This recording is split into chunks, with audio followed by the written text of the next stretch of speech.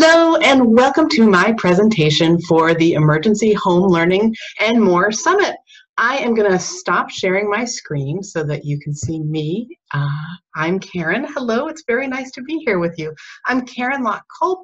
I am a child development expert and a parent coach. I have degrees in early childhood education and human development and family relations, and I feel like that second one, that latter one in human development and family relations, that's the one that really seems to be becoming more and more and more important as I do my work and as I help people, the folks that I work with, which includes you, hopefully, through this pandemic and through this incredibly crazy time, which is also a time of opportunity. And it is hard and it's frustrating.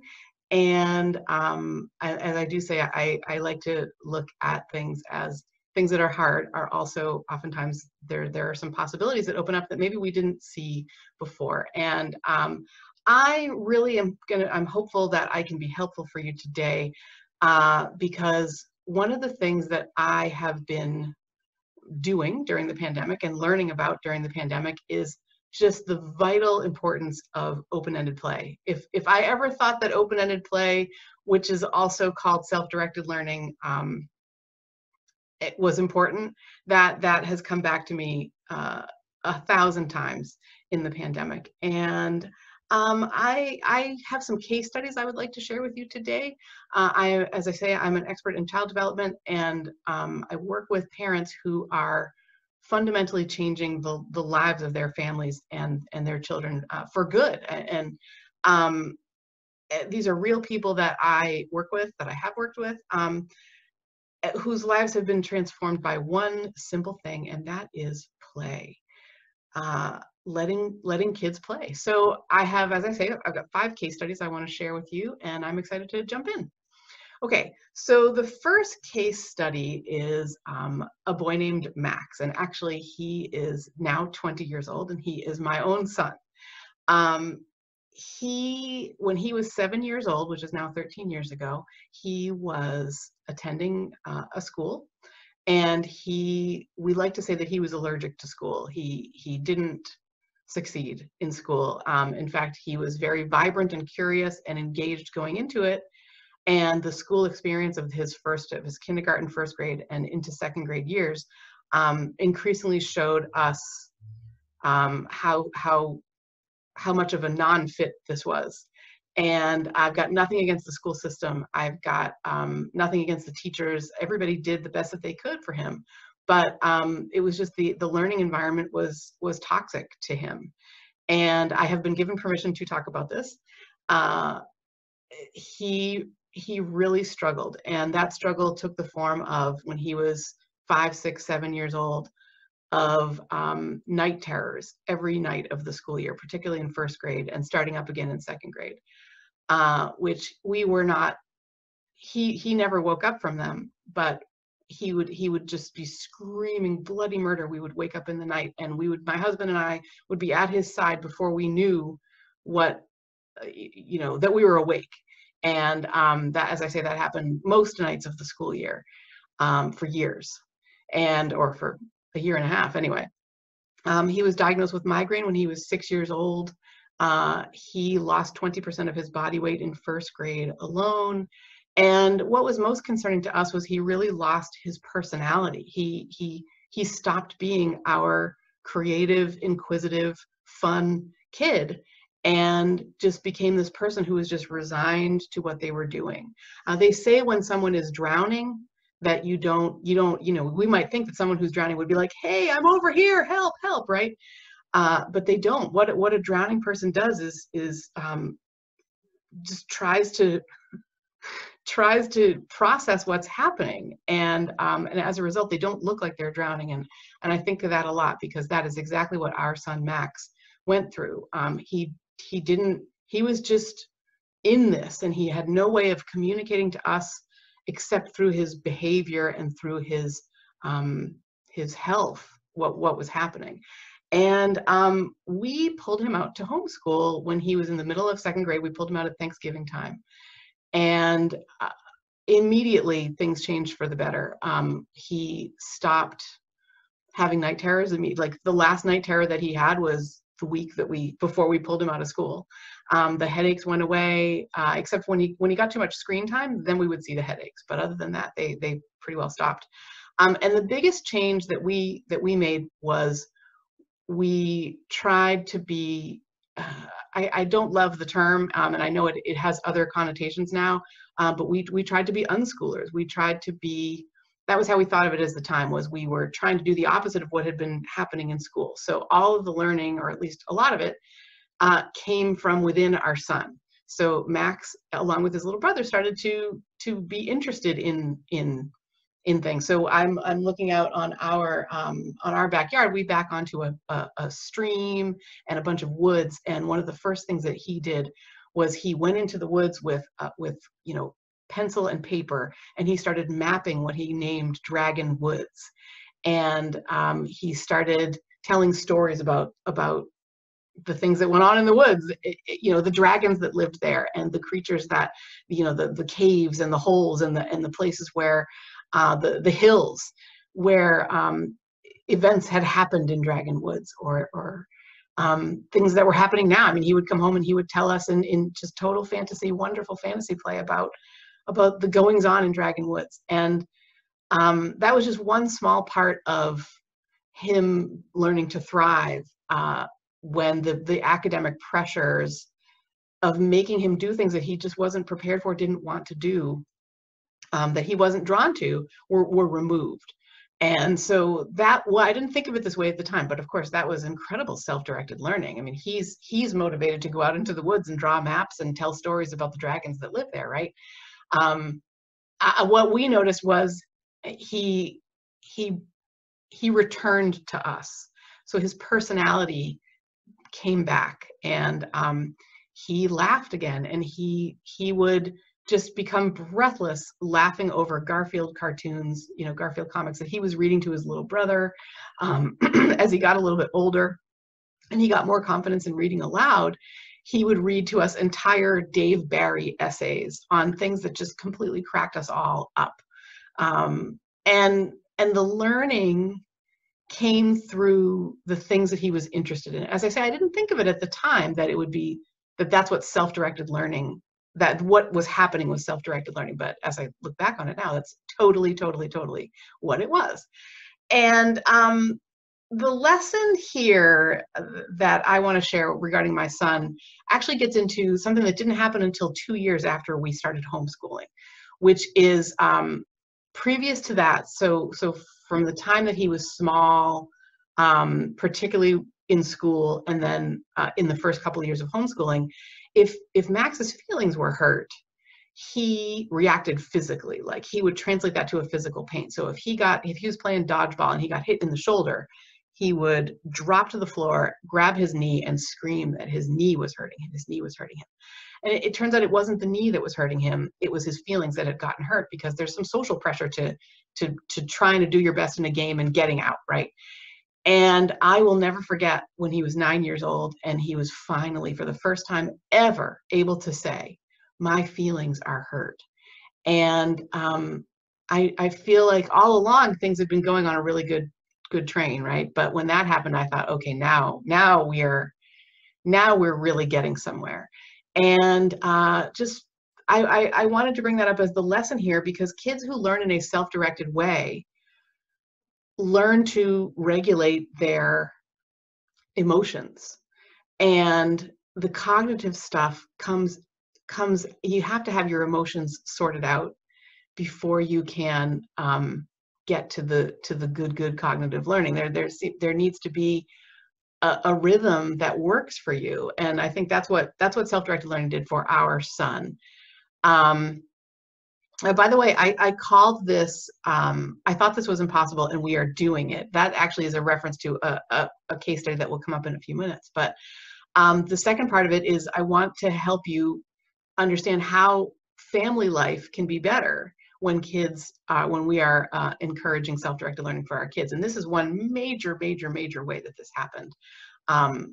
imagine not being able to verbalize your feelings of hurt and pain and happiness and frustration and joy. And when you are a self-directed learner, you know, as I've learned over my life, you become better able to do that, and that is a necessary part of making life better. Because when I feel like it should go without saying, but maybe it still needs to be said, that when we can use our words, can say my feelings are hurt, can say how you're feeling, we can make connections with people better, because now we're not lashing out in anger. Instead, we're saying, oh, I'm feeling my defenses go up here. We need to carry this conversation on at another time or something, right? And that's what self-directed learning brought to us in our family. So I really wanted to start with that. The second case study that I wanted to share was on, oh, and actually I wanted to bring up, I brought a book.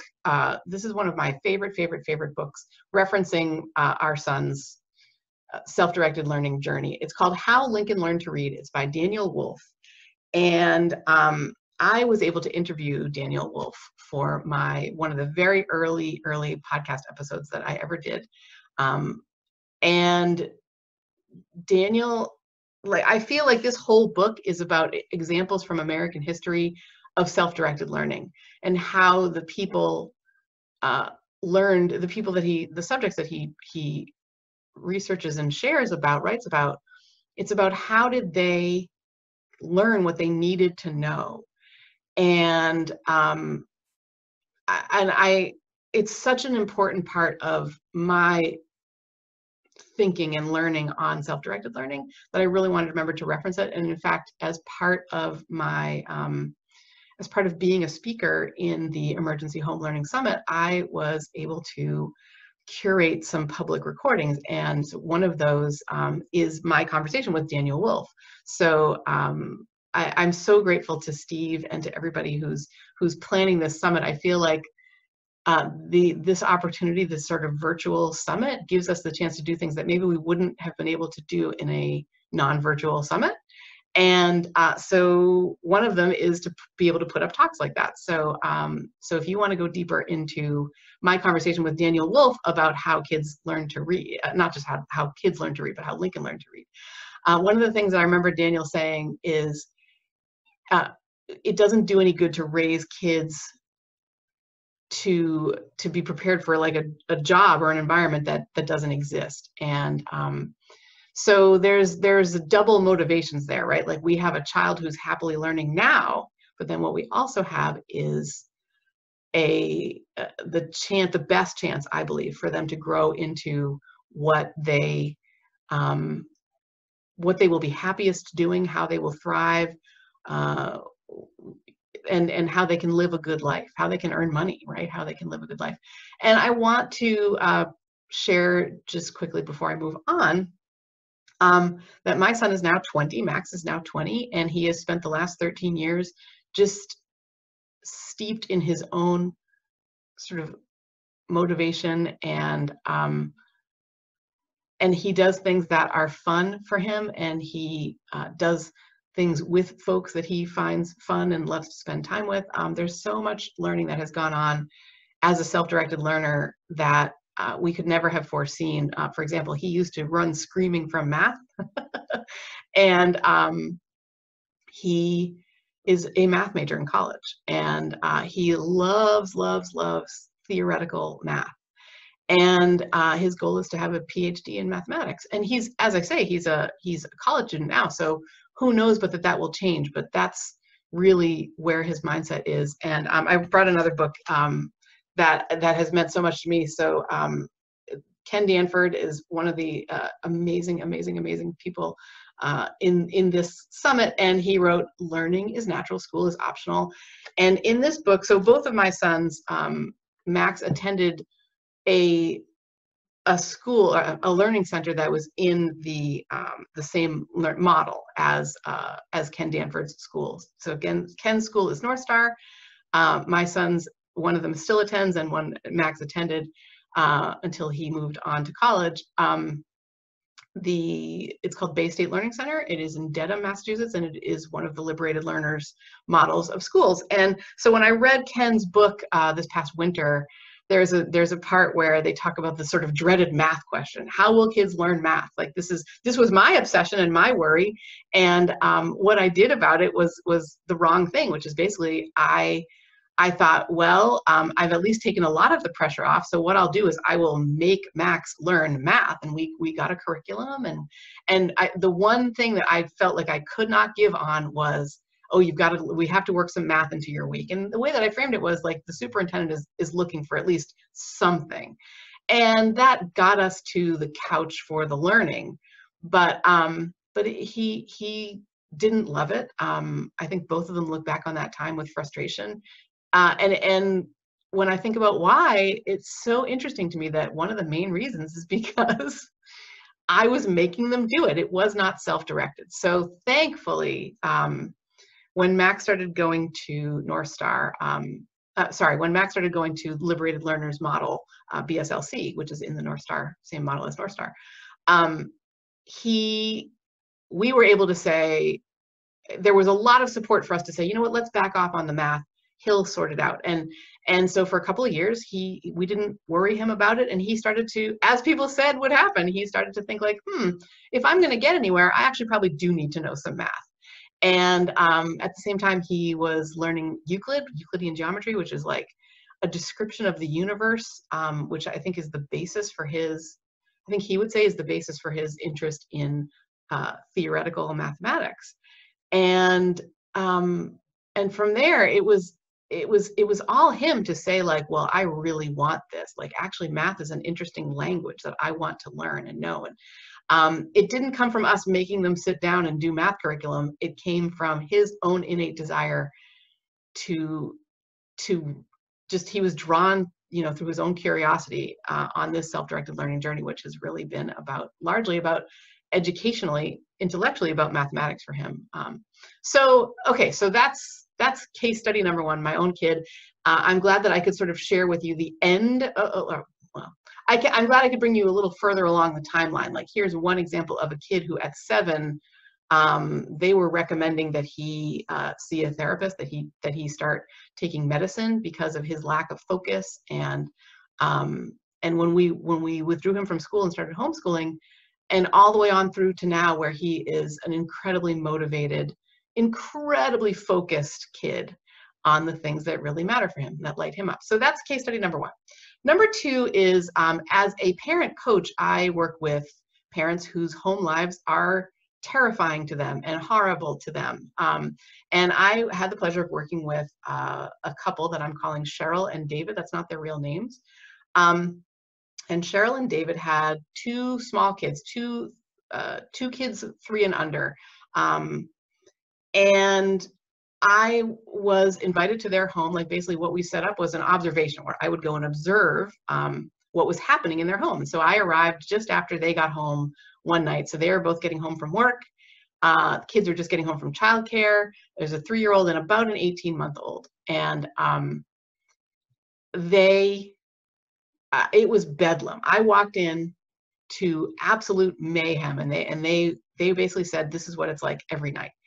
And so, I mean, mealtime was like a microwaving of a couple of chicken nuggets, and the kids were told, like, okay, if you have enough bites of the chicken nuggets, then you will be able to have dessert. And in the meantime, no one was, both adults, both Cheryl and David were just standing in the midst of chaos.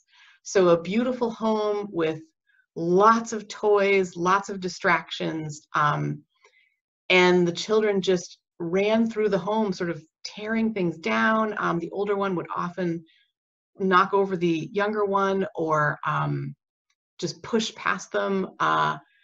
And I just couldn't believe, it was like a maelstrom that went on. There wasn't really a sort of dinner hour. Instead, there was, I'm going to try and hand you a chicken nugget as you run by.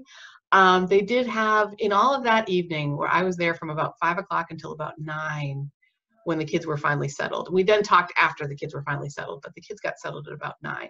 it was like 4 hours with maybe 60 seconds, maybe 2 minutes of we are all at the table together, like having a meaningful connection. And that was it. And even while that was happening, there was playthings on the table, blocking people being able to see each other or talk to each other.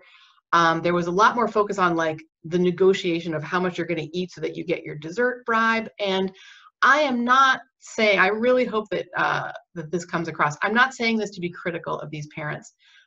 They loved their children so incredibly much. They tried to give them everything. They live in this gorgeous house. They've got all these toys. And they were both stars in their industries. So one was a project manager, one is in finance. And they had all the best intentions and no idea how to rein in anybody's behavior, how to make anything change for the good. And I remember being very shell-shocked. I remember writing down a lot of the language that the little boy, I'm calling him Riley, would try to keep. He was trying so hard to sort of communicate with words, and he would try to say things, and I would catch these little snippets. And he would try to engage anyone, and no one could hear him because of the bedlam, right? And so eventually he would give up and start to scream and contribute to the bedlam. And the older child that I'm calling Athena was just like, she had given up on the language aspect. She wasn't heard, and so she would just try to sort of bash her way through and insist on being seen. And so she would start to do negative things, like for attention. So she would knock over her little brother. She would throw food off the table. She would just grunt or growl or throw things, anything to sort of get attention. And as I say, it was chaos. And I recommended to them that that what I wanted them to start with was 10 minutes per day of open-ended, screen-free family time, where we sort of, the screens are going, because the screens were a huge part of this, which I didn't get into, and I feel like I kind of don't have time to really talk about all of that. But to put the screens away, all of the screens are off. We are together doing not a focused activity that has like a sort of predictable outcome, but instead we are observing the kids to see what they are interested in, what they want to do. Maybe we're walking around outside and just being out in the world. Maybe we're setting out some Play-Doh and we're playing with it, and we're also talking. Maybe it's just something, maybe it's the kind of play that is a little bit more physical and fun, but that is led by the children. So that was what I basically said. Okay, here's your homework for this week before we meet again. I want you to spend 10 minutes of screen-free, just together time doing whatever the kids want to do. And I came back in a week to observe, and we timed it so that I was arriving just as Cheryl was arriving home. And so David had the kids outside, and it had just rained. And I vividly remember the little Riley, observing him, saying, his face lit up. He sees Mom's car pull in the driveway, and he says, "I show Mama puddles." And he sort of, clocks his little legs right down the path and the walkway, and he's there when his mom opens her door, and she gives him a huge big hug, and he says, "Mama, puddles." And she says, "Oh, are you seeing lots of puddles? Show me." And so, and like the dynamic, all four of them are now outside enjoying each other's company, throwing a ball, playing, communicating together. And that was just the beginning. From there, they discovered, even before that week was out, this is working. So they really made time to spend time together as a family. As they were learning how to do this, they were able to focus a little bit more on, like, okay, if you're with the kids in this time, I will be heating up our dinner. It started to work for things like the bedtime routine and the bath time routine, things that they had never conceived of being pleasant, fun times got a lot more fun with the introduction of open-ended play. Now, that's not to say that there were not other issues and other concerns that had to be addressed. There's a part of this that has to do with applying boundaries and staying firm to some boundary. But I feel like that's a conversation for another time. I went home that first night, not even sure why I had suggested that their homework be 10 minutes of together family time. And it was only later that I realized they were missing each other completely all the time. Like there was no connection, there was no communication, and I wanted to bring that into their lives. And so the lesson here is that connection and communication are truly the lifeblood of family life. The best way to get that is open-ended, independent play.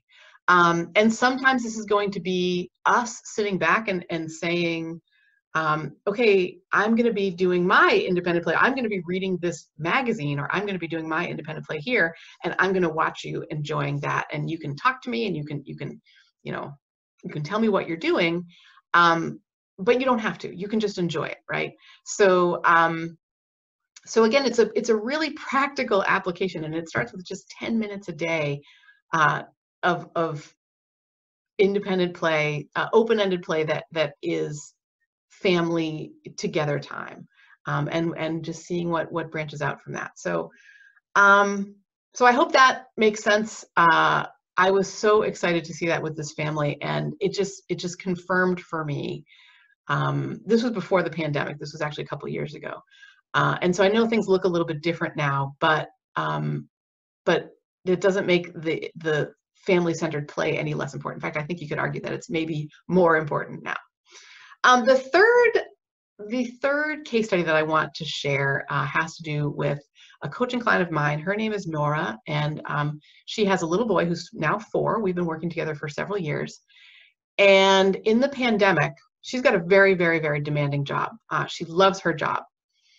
Her job requires real focused attention for 8 or more, oftentimes many more hours a day. It involves impromptu meetings. It involves phone calls that have to be answered and responded to professionally, and like work that needs to get done on that to actually get done, right? And when you combine that with a small apartment, she's a single parent, so there's no one else to look after her 4-year-old while she is simultaneously working and looking after him. And just all the stresses of the pandemic, which made it really, really difficult. But one of the most difficult things for her to wrap her mind around was the idea that I should be teaching. She kept thinking, I ought to be teaching him letters and numbers. I ought to be teaching him stuff. If he's going to be stuck home with me, I should be his teacher at 4 years old, as well as his parent. And she took a real leap of faith very early on in the pandemic, when in our work together, when she basically, we decided that what she would do is not worry so much about the academics, that instead we would focus on getting him enjoyable routines, things that he could feel comfortable doing. And at the beginning, a lot of that was screen time. I mean, he was having like 3, 4, 5 hours of screen time while mom was working. And that worked at first. She was okay about it at first, when it was like, we're on an adventure, and part of our adventure is you get to watch these carefully selected channels. For example, what we talked a lot about, and I talk a lot about this in all of my work, is with young children, there is never a time when they should be watching YouTube on their own, because we never know what's going to come next in the autoplay. For example, YouTube is not a place that can be trusted, just because of the nature of it. It's the Wild West. There are other Wild West sites. TikTok is one of them. And I'm not saying that kids shouldn't see these. What I'm saying is that we need to be watching right along with them if they're young. And as they get to be a little older, 7, 8, 9, 10 years old, something like that. Now, what I think what it's great, the self-directed learning can take the path of, okay, well, if you're going to branch out and see these things on your own without me, like, let's talk about that. Let's talk about media literacy. Let's talk about what it means to understand your source and to know what is this person trying to, you know, what might they be trying to get you to buy? What might you see that influences you in a way that doesn't feel good? I mean, there, you know, so anyway, that's again, a story for another time. But with this mom, our work was in, at first, it was like, all right, we're setting up these routines where she can at least get her work done. He is watching things that are safe for him to watch. It's not ideal, but it's doing it. So this was sort of the beginning crisis parenting, right? And then as we got into May, June, she started to become more and more frustrated because she felt like now what we have is a kid who's just totally addicted to screen time, and I can't have that. Like, something needs to give, and I don't know what it is. And what it was introducing, again with some boundaries, but introducing self-directed play into her son's life. He's an energetic 4-year-old, and she had thought that stopping the screen time was going to be impossible. And she basically said, I feel so hopeless. I just don't know how I'm going to make it so that he can't, you know, he doesn't destroy our home, and I can get my work done. And what they came up with was a series of what she called mommy breaks. And by the way, this happened in like a 24-hour period. She went from, this is impossible, there's no way I'm going to be able to figure this out, to a day later, she was saying, I thought this was impossible, and we are doing it. She transformed their home life in one day. And it was really the open-ended play, the independent play that did it. So they used a timer. And at first she set the timer for like 10 minutes, and she would say, okay, you're going to play on your own for 10 minutes. I'm going to do my work in the other room with the door closed. The door had to be closed. Otherwise he would be distracted. He would come in. So she had to close the door for this, all of this time. And she would say, after 10 minutes, when the timer goes off, I'm going to come out and we are going to have a 5-minute mommy break. And he loved that. And so, so during the 5-minute mommy break, they could do whatever he wanted to do together within reasons, you know, during the pandemic. So, and they couldn't leave home because it was still her work day. So, but they would play with, they've got some special sand that you could play inside. I think it's called kinetic sand, or Play-Doh, or trains, or Lego, or all of the things that he was interested in were physical, engineering kind of minded, like playful things that you could just build with, or create, I guess. I don't know how else to say it. But they were not reading, writing. They were not, they loved to snuggle together and read stories, but they were not, that wasn't the thrust of his independent play. It was always about the world building, like the cool and exciting and fun stuff that he wanted to build. He wanted her to be a part of that when she was on her mommy breaks. And they worked it up to the point where they now have, this is still how they live. They're not in lockdown, so their weekends look a little bit different. But during this workday, they're at home, and she generally works for 30 to 35 minutes. The timer goes off. They have a mommy break together. And then there, of course, there's lunch, and there's, you know, their day is structured in a way that works really well for both of them. It's a flexible structure so that it can change, but in general, they've created a beautiful routine that works for both of them. And this is really important because she had felt that she was feeling like, I'm not doing my child a good service by not teaching him reading, writing, stuff like that. And also, I'm not doing my child a good service by just letting it be screen time all day. And she was feeling incredibly hopeless about that. And within one day, she sort of went from like, oh, this isn't working, to now I can see how to do it. And that boy at 4 years old is reading. He is literate now. And I say that not as a feather in anybody's cap, but here is this mom who was so incredibly worried about her son's, that she wasn't teaching her son what he needed to know. And through self-directed learning, through letting him independently play through their playfulness together, being, child driven, without a true outcome. There was no like, well, today you're going to build this block creation and that's your homework or that's your work, right? It was purely what the child wanted. Not only did they cut down on things like temper tantrums, and not only did they build a wonderful life together that they are still living, but he learned to read. Like this thing that she had been so frightened of and that she felt like, I'm going to have to teach him, he learned on his own. And he's thriving, and he loves to read with her, because it's what works for him. So the lesson here is, I actually think of this as loose parts. So another one of the talks that I am so thrilled I get to have as part of my curated talks for this Emergency Home Learning Summit is one that I did in a nursery school playground with the nursery school owner. Her name's Tanya Trainer. She's got several in Westboro, Massachusetts. She's got 3 nursery schools. They're all called Miss Tanya's Nursery School. And several years back, they discovered that taking out all of their outdoor play equipment and not using, the regulations changed for like how many kids could be around the space that you needed around a set of swings or a slide or something like that changed. And so they thought, well, what else can we do? And what they decided to do was to adopt a philosophy called loose parts. So they brought in a bunch of things that like stones, wooden blocks, pipes, and like PVC tubing and joints, and they had a water, they had like a spigot where kids could put water, could run water down creations, a gigantic rowboat that sat, on the ground, and the kids at first they used it for fantasy play, but what they really ended up using it for was to play with their balance.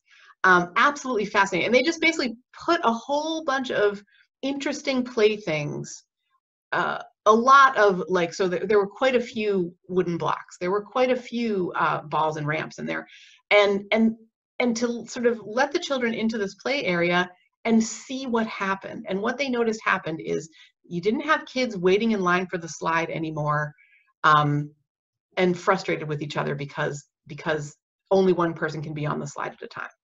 Instead, you had kids cooperatively playing together, little kids, kids who in theory are still in what we would call the parallel play stage of development, which is like sort of 2, 3, 4 years old. They tend to play next to each other rather than together. Even kids of those age are cooperatively playing, and kids of all ages are cooperatively playing together. They say that the loose parts philosophy was the most important change that they could possibly have made. They've got happier children, they've got more engaged children, they've got kids who are thriving. And what could be more self-directed than a bunch of interesting, safe things to play with? You know what I mean? And it's all monitored, so it's not like the kids are sort of left alone. The teachers are engaged in playing with them because that's kind of how it is. And so I think of this as the lesson here is bringing a loose parts philosophy into our independent play, our child's independent play, can be really helpful. So in Nora's case, what they have is Lego blocks and train sets, or a train set, and things with a lot of loose and interchangeable parts, which is exactly what they had on Miss Tanya's play, outdoor play. And they've incorporated this into their indoor play areas as well. But that, part of that I was learning about and talking about with Miss Tanya was on the playground. And what was very fun is partway through our conversation, the children come out and I can see them playing. It's such a blast. And I'm so glad I get to bring that to you. Again, thank you so much, Steve, and everybody for making this possible. So exciting to me. When we sort of adopt a loose parts philosophy in terms of our young child's self-directed play, when we give them the opportunities to play with things like Tupperware, things we already have at home, it's very practical because we don't have to go out and buy new things. It can be what we've already got. It can be recyclables, right? Cardboard or paper tubes, or it can be magic markers. It can be paint. It can be books. It can be whatever they're interested in, I think of as part of the loose parts philosophy. And when we do that, the lesson here is that it's not just possible, it's wonderful. It's good fun to structure a child's environment to support their open-ended play. It supports good feelings, it supports family togetherness. And I actually wanted to end this particular case study with the following. So Nora wrote, we've got a series of forums that are on my website, and Nora wrote into these forums recently. She was writing about their plan for the coming months. So I believe she wrote this back in August. So they get to spend the rest of 2020 not worrying about childcare. They're basically, between her and her partner, her parenting partner, her ex-husband, they have figured out how to keep this routine going in a way that works for everybody, that feels good for everyone. And Nora writes, "It's such a relief to have a plan. I'm still sad for my 4-year-old that he can't play with other kids, but also so relieved that we can keep the classroom pressure off him and just let him play for at least these coming months. If he goes back in January, which is dependent on a lot of, pandemic kind of issues, he will have been home for a total of 10 months. And I really want to highlight what she says next. What a gift and a privilege. Our relationship has been challenged and strengthened, as has my co-parenting relationship." And she is saying that about open-ended play, right? About reshaping their environment, their apartment environment, to have a lot of wonderful open-ended play and to build a routine that works for both of them like this. And they're thriving. And it's been such a thrill to be able to see that happening and to play some small part in that happening. Of course, she did it, but I'm thrilled that I've gotten to be along for this ride and to help her figure out how to do it. And in fact, this is the case study that I built my talk around. When Steve first wrote and said, "What knowledge do you have to share that can help people right now in our emergency home learning situation?" This was the first one that I thought of. And her ideas, I thought this was impossible, and we are doing it. And I know that you can do it too. And I really hope that this is a practical enough talk to help you feel, that you're encouraged to do that. The next one that I want to talk about is again, this is a woman that I work closely with. She is named Jen. And she's got 2 daughters, and her older daughter has always loved school, always really engaged with the teachers, and really felt like she loved the learning. I mean, she's regular school has very much worked for her. And they are in a virtual learning situation right now. And Jen is struggling because her daughter, who is now in 3rd grade, is in a Zoom classroom or a Google class. I don't remember exactly the technology, but she's in a virtual classroom with like 40 other kids, and the teacher has an additional 40 other kids besides these 40 kids who are Zoom learning, or who are, I'm just going to call it Zoom learning because that's the tech that works. That's the name that works for me. I hope that works for you.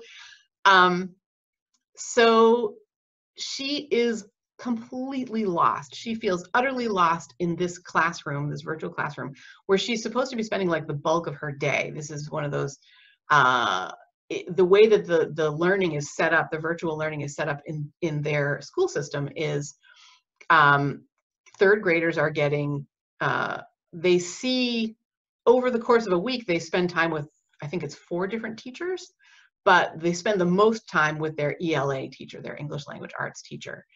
And so this girl is not getting called on. She is not getting seen. She is not getting heard. She is not feeling cared for at all.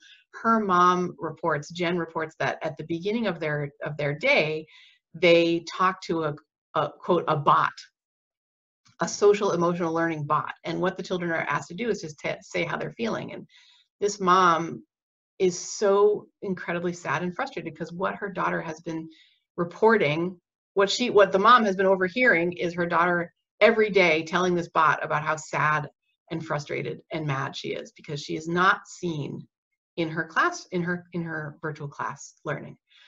And I wanted to bring this one in here because through our work together, she has really been able to figure out how to help her daughter with this. Like, going to school is not an option, right? In fact, the best option for them, and this is really where I wanted to bring it up for our purposes, is because she felt comfortable saying to her daughter, all right, you don't have to attend these classes. You know, it's clear that you're able to do the assignments. It's clear that you even like the assignments, but you don't have to go to the classes if you don't want to go. And I think this went against the grain for both of them. Her daughter was like, really? And she, Jen, was, you know, I think in a different world would have been concerned about that, because you know, you're supposed to be going to these classes. But she's like, here I am encouraging my third grader to skip school.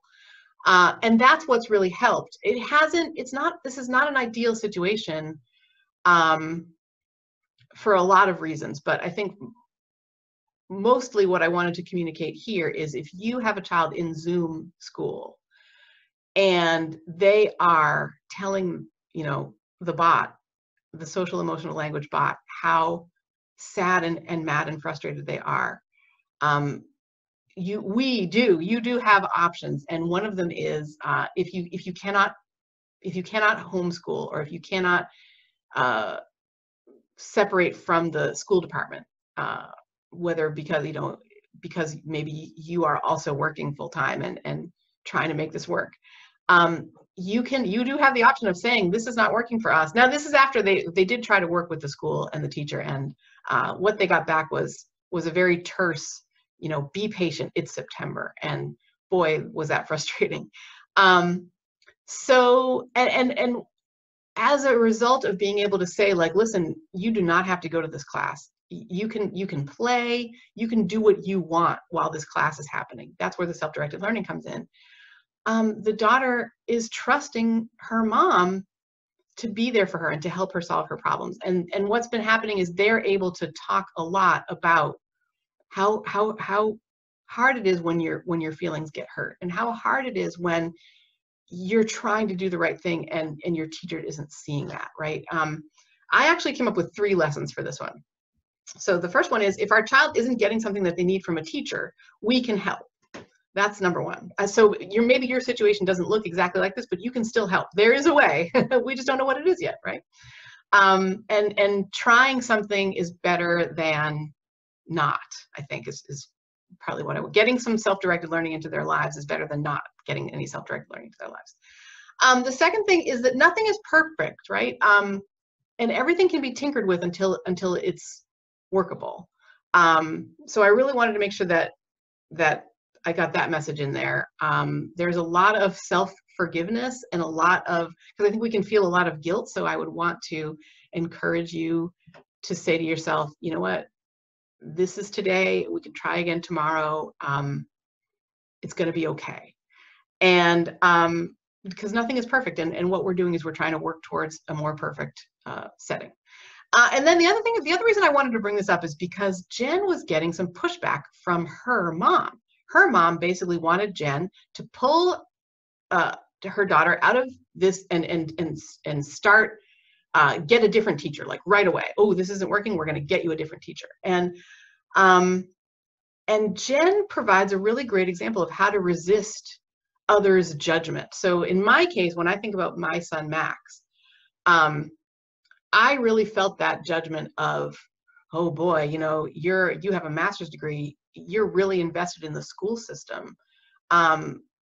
It's not the school system that's the problem, it's your child that's the problem. And it wasn't until I could wrap my mind around the idea that the school system just simply wasn't working for my child, and I needed to set aside my allegiance to the system in order to take care of my child, right? So in this way, I did feel like I had to overcome some judgment. I got emails from people who were basically saying, like, I utterly disagree with this, and I think you're doing your child a disservice. And I had to say, you know what, it's not your choice. Thank you for the information, but it's my choice. And in this way, Jen has also had to do that. And so she wrote the following, and I really wanted to share this with you if you're having this experience of frustrating judgment as you're trying to work some self-directed learning into your life and into your child's life. She writes, my mom's opinion is making me question myself a bit, but I'm going to try it my way for a while and see how it goes. If it doesn't work, I'll try it her way. She thinks I ought to start seeking a teacher change without delay.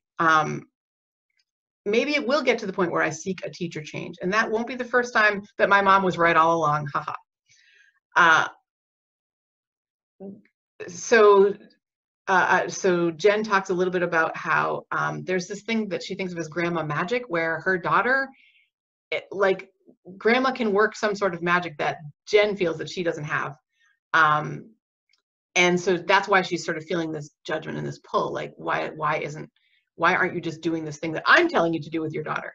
So she says, I told my mother that I was feeling my defenses go up and I asked to drop the subject. We did and talked about other things for a bit. Later, my mother acknowledged that grandma is a totally different role than mom, and it's reasonable that stuff works for her, grandma, that may not work for me regularly. Same kid, different results because it's grandma. So I'm not fretting about my mom's opinions about all this. And I wanted to share that because, again, it may not, it's a little bit messy, I feel like, when we try to change things up. It can maybe even a lot messy.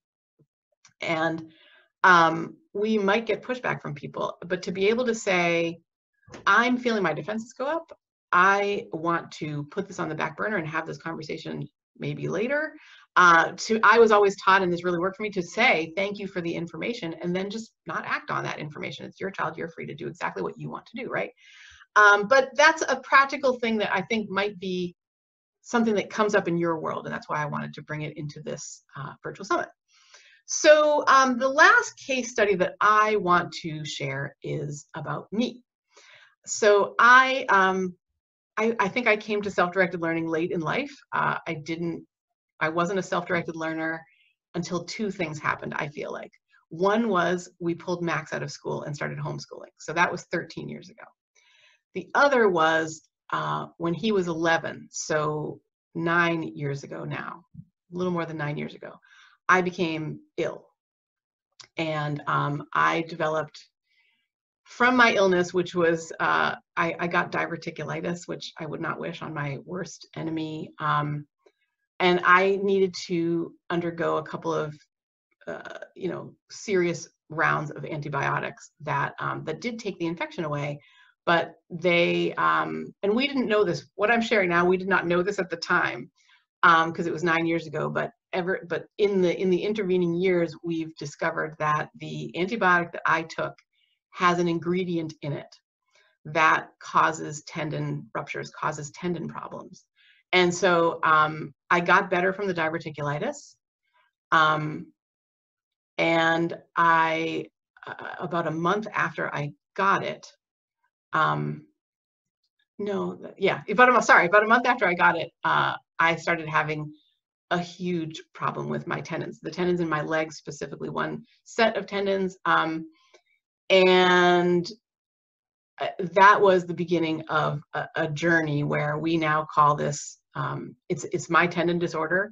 The rheumatologist calls it recurrent diffuse tendinopathy. And I mean, a team of doctors basically and health professionals have helped me get better from this, but I'm not 100% better. And I feel like I wish there was some easy way to describe this tendon disorder so that it didn't feel like I had to sort of spend 5 minutes talking about it. But basically, as a result of it, I needed a wheelchair when I left the house in 2011 and into 2012. I did finally, I was able to regain my ability not just to walk, but to thrive in terms of my legs. I'm a skier again. That was a thrill. I'll never forget the first time I was able to stand on both legs with my not holding on to anything. That happened in a physical therapy session, and like in physical therapy, everybody broke out into applause because it was a big, big deal. It was an 18-month rehab for my legs from this tendon disorder. And then, because we didn't know that it was a thing that affected all of my tendons, I blew out my thumb tendons. And when you lose your thumb tendons, you lose your hands, you lose your wrists, you lose your elbows, you lose the ability to use your arms. I had 5% use of my hands at one point, and that was a very long point. It was about, I think that was probably about 8-10 months, something like that, where I couldn't like twirl spaghetti or pour coffee or use my hands in any reasonable way. There was no fine motor for me. There still isn't, actually. For fine motor, I use my voice. So everything I do, for example, on the computer is by voice. And that happened. I lost my thumbs well, I didn't lose them. They're here. Like, I'm physically okay, but I lost the ability to use them in 2013. And that meant I could not be the at-home parent in any capacity for like doing laundry or cleaning or cooking, or I couldn't do any of the things that I loved to do, like knitting, or actually love to cook. I really, really struggled. Unfortunately, the kids were well along on their homeschooling / kind of unschooling, self-directed learning journey, that that they were actually great. I mean, they were incredibly helpful and supportive. I can look back now and say that there were a lot of good bonds created during that time, because not only did I need them, but they still needed me. Even if I didn't have my hands, they needed my brain. They needed my thoughts. They needed my good heart, right? They needed me. And that was the beginning of, that was like, I guess, the biggest step on my own self-directed learning journey. And it came about because a friend of mine said, now there was no podcast, there was no website, there was no work with parents, there was no parent coaching, right? I hadn't been a preschool teacher for a long, long time, which is what I had been before I was a stay-at-home mom. And then with the homeschooling, that I wasn't able to go back to that already. Well, the tendon disorder made it impossible for me to work in any capacity, I thought. And in my depths of despair, when I really felt useless and in pain, but I was coming out of the pain, I guess, a friend of mine said, okay, the things that you used to do are off the table for you. You're not cooking, you're not cleaning, you're not using your hands for anything practical. So what opportunity does this open up for you? What can you do? You got a lot of time on your hands. What can you do? And that was the point at which I decided to ask that question of myself, you know. And I remember thinking like, well, I'll go back and get a degree in, I don't remember, you know, I'll go back and get a degree in therapy. I'll get a degree in engineering. I'll get a degree in something else that wasn't. And I remember my dad saying to me, what if you sort of look to the degree that you've already got? You've got a great degree. Like, what could you do with that? And I really, that is where all of the work that I do online, you know, or with helping people online or offline, I suppose, came about. Because I asked myself the question, all right, these things are off the table. What can you do?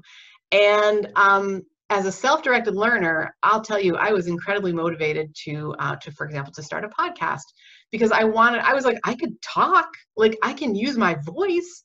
It's only my hands that don't work. And so I was able to engage my heart, my mind, and my voice to start on this journey. And I would never wish the pain and the awfulness of the tendon disorder, which I do still live with. I have about, on a good day, I have probably 60% use of my hands, but that's on really good days. And I mean, it's still an issue in my whole body. And that's okay. Basically what I'm saying is I have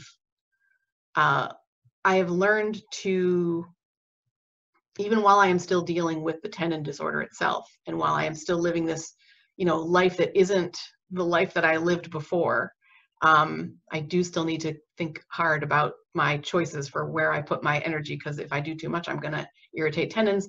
My tendons create scar tissue. That is really the nature of this. Sorry, I didn't I didn't mention that before, but basically my tendons create scar tissue very, very quickly, and then that needs to be broken up and dealt with, and it's incredibly painful and frustrating. And so for the most part, I don't get to that point anymore, but it still happens sometimes.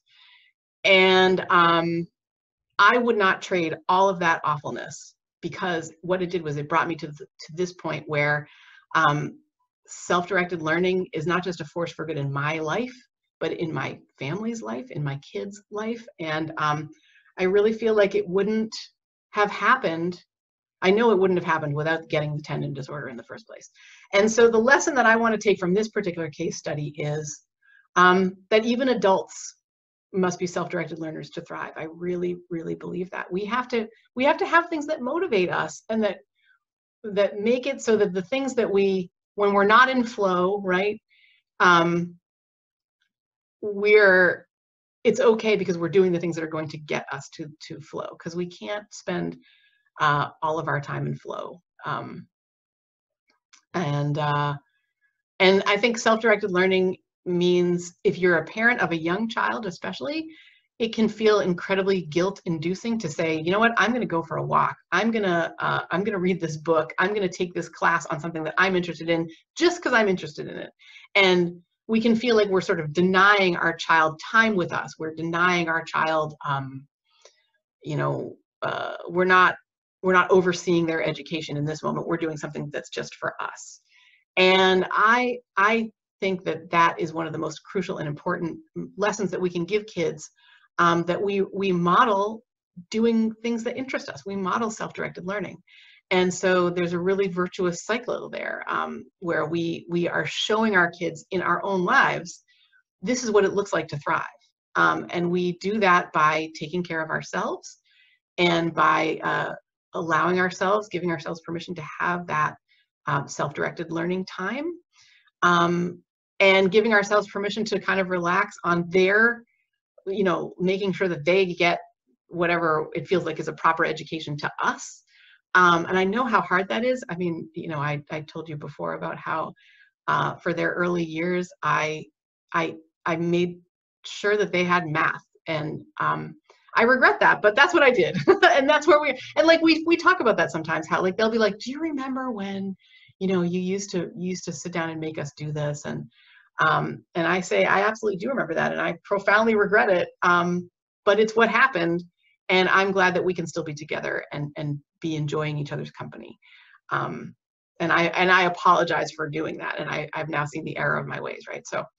So adults need to be self-directed learners to thrive. And I want to leave you with this, finally, what I think of as the ultimate lesson, which is that self-directed learning is not pretty all the time, right? It's messy, it's trial and error, it's a leap of faith. It can feel so incredibly scary. But it's a mindset shift where we're not coming from a place of fear.